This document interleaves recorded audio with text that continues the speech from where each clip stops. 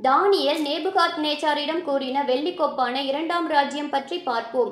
தானியேல் கூறின தீர்க்க தரிசனத்தின்படி பாபிலோனிய வல்லரசுக்குப் பிறகு இன்னொரு வல்லரசு எழும்பும் என்ற வார்த்தையின்படி பாபிலோனிய ராஜாவாகிய பெல்சாத்சார் ஓர் இரவு 1000 பேருக்கு விருந்து செய்து தன் தகப்பனாகிய நேபுகாத்நேச்சார் எருசலேம் தேவாலயத்திலிருந்து கொள்ளையிட்டு கொண்டு வந்த தேவாலயத்தின் பொன் வெள்ளி பாத்திரங்களில் தானும் தன் பிரபுக்களும் தன் மனைவிகளும் திராட்சரசம் குடித்து மயங்கியிருந்த நிலைமையில் மனுஷ கைவிரல்கள் திடீரென்று தோன்றி சாந்து பூசப்பட்ட சுவரிலே எழுத ராஜா அதை காண கலங்கி மயங்கி அதன் அர்த்தத்தை அறிய தானியேலை அழைத்து கேட்கிறான்.